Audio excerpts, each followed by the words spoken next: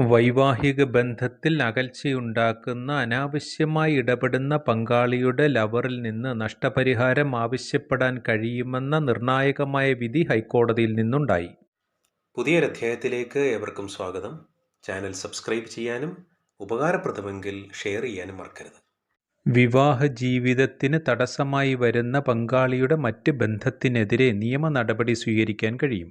ഈ കേസിൽ വിവാഹിതയായ സ്ത്രീ തന്റെ ഭർത്താവിനെയും ഭർത്താവിന്റെ ലവറിനെയും പ്രതികളാക്കിക്കൊണ്ട് സിവിൽ കോടതിയിൽ ഒരു സ്യൂട്ട് ഫയൽ ചെയ്തു. ഭർത്താവിന്റെ കാമുകിയിൽ നിന്ന് 4 കോടി രൂപ കോമ്പൻസേഷൻ ആവശ്യപ്പെടുകയുണ്ടായി.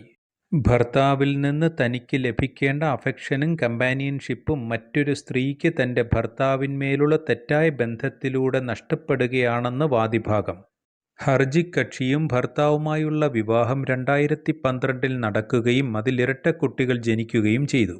വിവാഹത്തിന്റെ ആദ്യ നാളുകളിൽ നല്ല നിലയിലായിരുന്നെങ്കിലും തന്റെ ഭർത്താവിന്റെ പ്രൊഫഷണൽ അസോസിയേറ്റായിരുന്ന സ്ത്രീ ഭർത്താവിനോടൊപ്പം വർക്ക് ട്രിപ്പ് പോകുന്നത് പതിവായിരുന്നു. ഈ ബന്ധം ചോദ്യം ചെയ്തതിനെ തുടർന്ന് ഭർത്താവ് ആ സ്ത്രീയുമൊത്ത് പൊതുപരിപാടികളിൽ പങ്കെടുക്കുകയും ഹർജിക്കാരിയായ ഭാര്യയെ അപകീർത്തിപ്പെടുത്തുകയും ചെയ്തു. തുടർന്ന് ഭർത്താവ് വിവാഹമോചനത്തിന് ഫാമിലി കോടതിയിൽ പെറ്റീഷൻ ഫയൽ ചെയ്തു. ഭാര്യ സിവിൽ ടോർട്ട് നിയമപ്രകാരം കോമ്പൻസേഷൻ ആവശ്യപ്പെട്ട് സിവിൽ കോടതിയെയും സമീപിച്ചു. തന്റെയും ഭർത്താവിന്റെയും കുടുംബജീവിതത്തിലേക്ക് മനഃപൂർവ്വമായി കടന്നുകയറി ഇടപെടുകയും അത് വിവാഹ ജീവിതത്തെ തന്നെ തകർക്കുന്നതിന് കാരണമാവുകയും ചെയ്തുവെന്നതാണ് പരാതി. ടോർട്ട് നിയമത്തിലെ ഏലിനേഷൻ ഓഫ് അഫെക്ഷൻ അനുസരിച്ച് അറിഞ്ഞുകൊണ്ടും മനഃപൂർവ്വമായും വൈവാഹിക ബന്ധത്തിൽ ഇടപെടുകയും ബന്ധം തന്നെ ഇല്ലാതാകുന്നതിന് കാരണമാവുകയും ചെയ്യുന്നത് കുറ്റകരമാണ്. തന്നെ ഭർത്താവിൽ നിന്ന് അകറ്റിയതിനും ഭർത്താവ് ആ സ്ത്രീയുമായി പബ്ലിക്കായി സഹകരിക്കുകയും ചെയ്തതിൽ തനിക്കുണ്ടായ നഷ്ടങ്ങൾക്ക് ഡാമേജ് ആവശ്യപ്പെടുകയാണ് ചെയ്തത്.